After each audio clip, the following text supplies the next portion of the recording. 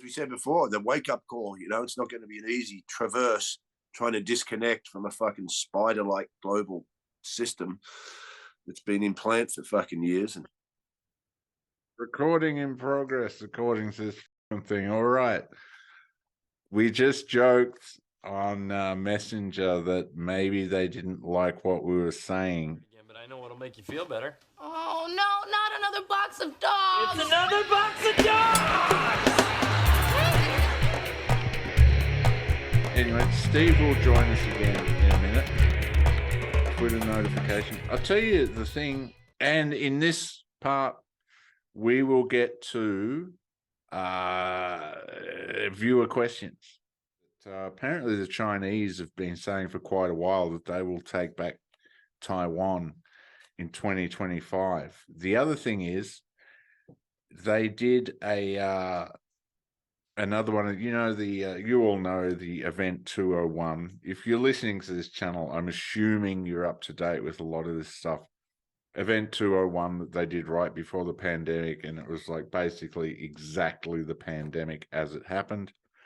So they laid it all out in Event 201. Well, they did another one recently called Catastrophic Contagion 2025. So 2025 is my deadline now, basically. Just go join us on the Rumble. And Steve is back. How are you, buddy? Relieved? I love your look now. You are the Aussie Hunter S. Thompson back from Thailand. I am nailing it. I'm killing it right now. I've run out of beer, so I don't know what's going to happen from here, but I'll tell you what, man. My friends have kind of more faith in our ability to create a new future. Yeah, show us that. What do you got? Bad news. I bought this yesterday.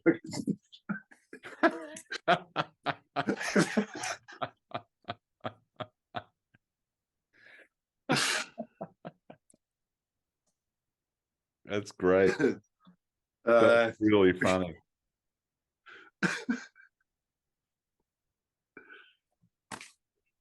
Yeah, I don't like to think that they're actually like taking this shit down because, they don't like what we're saying. I like to think it was just my computer overheating or something. However, I have been hearing in a lot of podcasts that this happens. It keeps happening to people. When they talk about certain subjects, their system gets jammed up and they can't talk about it. So, It seems an obvious next step. Exactly. I mean, if I was on the other side, I know what I'd be doing next. Right. First mention of this, you're out of there. Exactly. And we're only even on Zoom at the moment. We're not even broadcasting because I can't figure out how to fucking broadcast yet. So you were saying some people are thinking we've a more positive aspect on the future than we were currently discussing? Well, yeah, just that like we have to create, and it's true, we have to create I agree with positive future. As I specified, it's been grey here for about 12 fucking days straight. I think I needed to. When I saw your message this morning, do you want to do it? I thought, yeah, I've got to rant. I've got to fucking rant to someone and have a little bitch fucking session. Right? What I like to hear. Because it just gets to you sometimes. You go, all right, hang on, I've been meditating a lot, doing it, I think, and I know lots of, as we said before, the wake-up call, it's not going to be an easy traverse trying to disconnect from a fucking spider-like global system that's been in plant for fucking years. And that segues us nicely into our first viewer question. Can you ask Steve what his meditation routine is, please? Does he concentrate on certain areas in the body, or does he do the whole body? Does he have a daily routine? Be interested to know. That's Gary Hodgkins. I've only recently got into a daily routine. I used to do it. It's funny. I did it back in my younger days in the 90s. then as I've always specified, when I came over to Europe, I read tons of books still on spirituality and tons of things, but it was the great place to get distracted from actually doing any work. Because all my life in Australia, being in bands, no one's giving me cash, no one's giving me shit. I get over here next minute, someone's giving me 800 quid for fucking 3 nights fucking work in 20-minute sets in London. Where I get to then go to a house filled with 20 other comedians who all got 800 quid in their pocket, fucking musos and actors, and so and how much is the coke? 50 quid. Oh well, I'll want some. So you could kind of, I could read all the important books, but distract myself from actually doing any work, which is probably why I had a breakdown, right? Yeah. So now I've decided, right, as I said a few weeks ago, well, about 3 months ago now, I got back into that. We've done podcasts about it. I suddenly realised, oh, no, I'm drinking coffee again and eating too much sugar and doing this and fucking carrying on. And I'm just working. I'm acting like a robot. Yeah. You know, I'm not consciously fucking thinking and living. I'm not being conscious, right? I'm just drinking coffee at 3 a.m, editing videos and fucking want another coffee. Yeah. No, we shouldn't be drinking coffee at fucking 3. So then I cut it all out. Got depression a couple of times because I went radical. I didn't ease off. I just fucking stopped it all in one fucking go, right? Yeah. That's in our nature, man. I did the same thing. Oh, I like it like that. I don't like, so, and then I thought, right, okay, I used to do cold showers and stuff. What's Wim Hof up to? I know Wim Hof. So I looked him up again and started going, right, let's get back into some deep breathing. And then meditating off that. I'm not too good still at sitting down just by myself making the. I watched my inner mind fight. I go, I need to sit down and meditate. My inner mind goes, oh, maybe I could just stand over there and see what, maybe I should sweep the floor or something. Right? That fucking mind bullshit. No? Yeah. I've worked out if I do the breathing sessions first now, so getting back to the beginning of the question without me rambling on around the block is, so if I do the breathing, full conscious body breathing, get oxygen into the body, then it hits you into a state anyway. Then I'm kind of like, then I start to meditate. Yeah. Right. And so when he asked, do I go all around the body? See, I was thinking about this the other day. I understand, there's all this, the mind can heal the body, which I've always believed, right? Hmm. And you can look up these, and then, but there's something, I think there's a paradox with this. I learned off my therapist, my non-dual therapist, when he said, have an ambition, have a goal, but have no desire for its outcome. Right. Which was what? Which was do the work. Because I've got injuries, as I've said on here before. And so I was talking to him about it, going, so I should just lay in my bed and not do anything about it. Yes, I didn't say don't do anything about it, but have no desire for it to be fixed, right? Or the outcome your mind is thinking, which is the muscles will function perfectly again. You'll be able to do what you want and get all fit and ripped and sexy and do right. That's all the. Yeah. He goes, now, obviously you would like that as an outcome, right? But don't lock into it as an outcome, because you stop yourself from the actual pure energy of creation now doing its work without your mind interfering. Right? Yeah. Right. In the sense of, because it's like this, if you have a goal, if the goal's not reached, then the mind falls into despair. Yeah. Right, because it hasn't reached, the desire hasn't manifest. Yeah. So if you can let go of the desire, right, other powers may come into thing and may take you on a journey to get you the outcome, but in a way you wouldn't have done, because your mind would have tried to control a strategy. Yeah. Yeah. Right. Which is what the mind does and what it's handy for. The mind is very handy for strategies and fucking plans. Yeah. Right? And so I do think there's this kind of paradox here where I can go into deep meditations and perhaps direct my mind. I said, I direct my mind to parts of my body, golden light. I connect with the inner earth, right? Yeah. I send oxygen to parts of my body that are injured. I send love to parts of my body that are injured, right? But then also I understand that there's a force here. I don't want to be forcing the mind to do this. Yeah. Right? Because power is better than force. There's a great book by Dr. David Hawkins, who did kinesiology, called Power versus Force, which is obviously in the title, right? It's and what does Wim Hof always stipulate when he's going getting into the breathing? Don't force. When you're getting into the eye blast, don't force yourself. Yeah. Now, he doesn't say don't get in, but don't have it think, well, I better sit in here for 10 minutes, otherwise I'm a failure. Don't do that. Yeah. Right, because the willpower willpower is not everything. It's part of it, but it's not everything. Yeah. Right, and so when you set these goals for your mind, so recently, we're getting back to the fellow's question. If I'm meditating, then I do kind of somehow see, the mind is a tricky one, because you go, it's like if you've ever taken ayahuasca, right? The mind goes, it's so fucking intense. And you know, your mind's turned into this fucking roller coaster of fucking liquid soup. Mm. And then it's trying to grasp some kind of foundational reality. And sometimes it feels like it's got it. Right?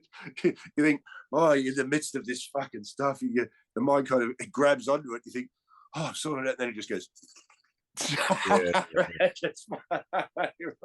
You realize it had nothing, right? So sometimes I sit there and go, see, it's very interesting to, you know, because how do you use the mind to let go of the mind? Yeah. That's yeah. That is a fucking trip. That is a trip and a trick. You know, so sometimes you realize, I sometimes realize that, see, Wim Hof's a very clever guy. He's as much as he looks like he's just some big Dutch guy. No, that guy's been meditating and doing yoga since he was about fucking 12. Right? Yeah. You know, he was sitting in ice baths before anybody knew he was sitting. He was doing it when he was 17. I've read tons about this guy. Right? He just decided that maybe it would be a good way. And I guess here's the basic principle of his thing. Is why I like it as an entrance back into meditating and all that, is because I like his theory in the sense of, so when you go into the cold, right, the body's going into this fight or flight, it's going into stress. Right? Why? Because it's shocked and it survives, and the nervous system is trying to survive the fucking ordeal that's coming into the physical. So his strategy is what? Well, in that state of hyper stress, calm down. Mm. Right. So the mind starts to acquiesce, harmonize again with the body. So the body can be, so let the body do what it can do. And don't let this fucking mind, which has gone to the shock, which is catastrophizing, no, calm it down. And start to harmonize it back into the body. So you're both sitting there. Because here the mind will have control of the body. Now I can get to the cold shower if I just stand there and breathe. I'm not getting in like this anymore. I'm just going in like this. And then just stand there and then just breathe. And you realize that the cold just fucks off. Yeah. Right? The body adjusts. Yeah, right. And your mind isn't going into a fucking hissy fit, right? And so getting back, I mean, we've got a long-winded, I answer questions long-windedly. We go into a whole, so I go back into paradox again all the time. Where there's a level of starting to get control of your mind, but there's also a part of what? Letting go of it all and let something greater than you do its work. Yeah. Do you know what I mean? This gives you individual power as a being, but also understand what? There's forces greater than you. This is why you be humble to the earth. Yeah. Like it's what indigenous people do, don't they? They be humble to the earth. Why do they offer sacrifice when the summer brings them food, all that? Why? Because to give back. Right? To show that they are humble in the fucking sacredness of power beyond them, but is also of them. that they are also of. It's also to understand that there's something bigger than you. Yeah. I mean, this is why individualism, the modernity takes away that, the idea that you've only got one life and you're the fucking master of your destiny and you're the fucking. Yeah, there's elements of truth in that, in getting your act together and not just being a fucking sit on the couch potato fucking dickhead, right? I understand it. But also there's things greater than you. So in all your pride and confidence, humbleness is also should be there. 100%. What in the sacredness of great power. Yeah. yeah. We live in the presence of great power every day. We just reject the idea that we do. I mean, it's. I listen to all those shamanic stuff, so I do stuff. There's a great. Well, see, I've been Wim Hof. Things got confirmed for me. When you're doing this breathing, this conscious breathing, this just popped up in a meme the other day. It was perfect timing because I just gotten into it. Probably why it popped up. When you're breathing consciously into the stomach and then into the chest, right? You want to do it. You want to get it circular, like Aboriginals when they play the didgeridoo, right? Singers, right? You're getting that. So you're not going. No, you want to. You don't even want to breathe out. You just want to try and relax the chest, right? So that it just comes out, but then you already begin it. So the whole thing becomes circular, like this fills the body with oxygen. But the breathing in is the Kali in Hinduism. It's the masculine. Why? Because it's energy. Like I like to do in my joke. It's what the Chinese tell you. The waves in the ocean are the masculine dynamic. The ocean is the feminine dynamic, which is the unconscious, the depth. So when you let the air go, you don't blow it out. You let it go. Why? Because then you fall into Shakti, which is the feminine. Okay. Right? So, and then I heard Wim Hof the other day. He's going against the shore, back into the ocean, against the shore, back into the. I see this fucking guy knows what's going on. Yeah. Right. Yeah. So that's one exercise I do at the moment. There's a great bit of music called Earth Om by a guy called Byron Metcalf who makes shamanic albums. He's got tons of them. He's brilliant. And there's this one called an Earth Om. It goes for about 12 minutes, and it's just when Buddhists and that do that Om. Right. So this just got one. So I'm doing this is a great meditation now. I like it because there's the male voice does the big Om, and on every second one, this female voice does it. Right. So then I realized the other day, this is a great thing to do. Do I breathe into the masculine? Yeah. And then when the woman comes in, I let all the air go and fall into the earth, right? So then you have what? Father Sky, Mother Earth.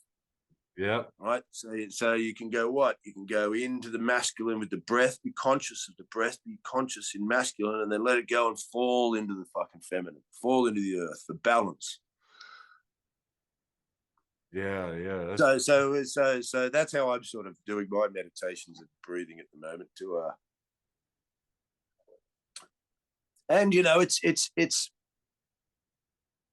I'm starting to understand because Wim Hof does the hold your breath deal. I still can't get to 2.5, 3 minutes. No fucking way.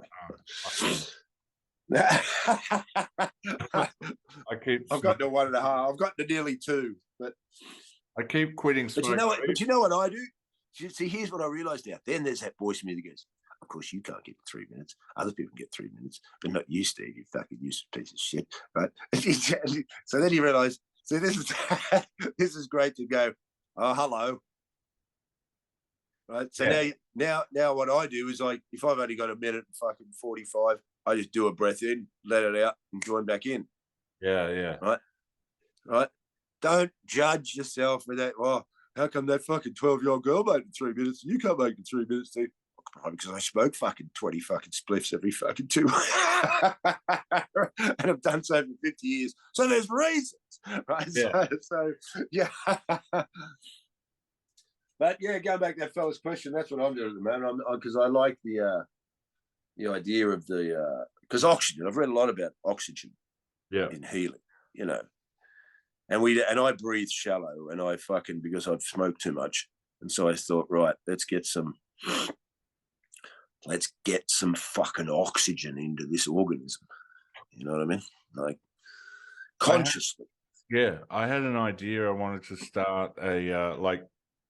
Me and my mates, we've been looking at like ways to make money and shit. Now we're just like fucking obsessed with, got to make an income, got to make some fucking money.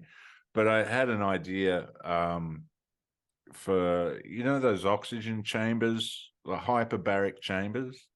I wanted to. I've been in one once. It gave me fucking tinnitus. Really? I wanted to start hyperbaric bars like they used to have in Japan, oxygen bars, and you just go and you put a face mask on and you breathe in pure oxygen. But apparently hyperbaric chambers do a lot for curing all sorts of fucking disease, like just throwing oxygen in, like really compressed oxygen around your body and getting that compressed oxygen into your lungs.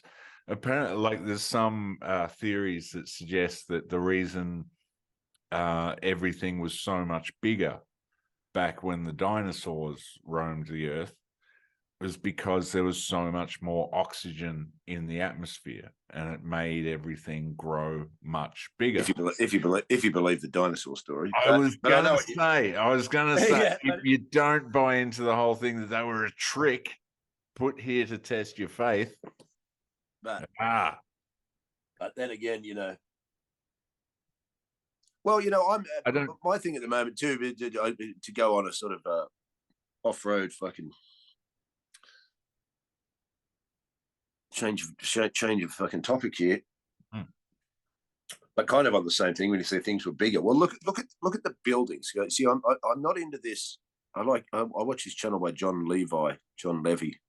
It's an American guy, and there's tons of other ones on mud floods. See, and I had this own thought my years ago, but just put it on the back burner. I was in Belgium once looking at these cathedrals, and they're 750 foot high, and there's articulate fucking gravings done right up to the top.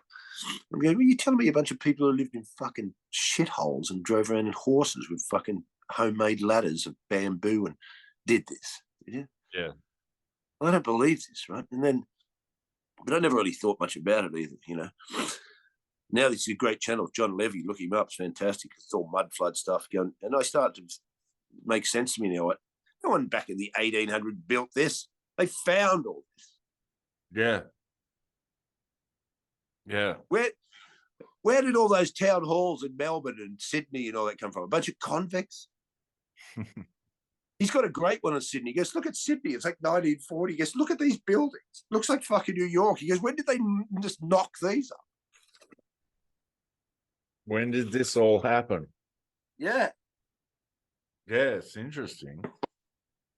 You know, oh, mate, it's fucking way interesting. I don't think they built this. Why is there 27 massive cathedrals in Salt Lake City? What a bunch of cowboys on fucking horse and cart fighting off Indians and disease and eating fucking raccoons.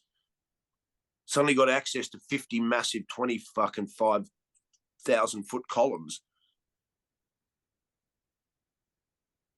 It's interesting. What's his name again? John Levy, Levy. He lives in a fucking shack in the middle of the desert. He's great. Wow. Cool, spiritual, casual guy. He just does these great. I mean, we were walking around London. My flatmate here in the East End, he got me onto him. And then we were walking around London the other day. I mean, look at these buildings. We're looking at the brickwork. You know, it's bricks that are this fucking big. It's fucking impeccable. Yeah. Yeah. You know what I mean? It's like there's a huge Masonic building in London, the Great Queen Street, right, which goes down 2 streets like this, and then the entrance is here. And as we're getting back to, you know, things were bigger. Why are these doors fucking 20 feet high?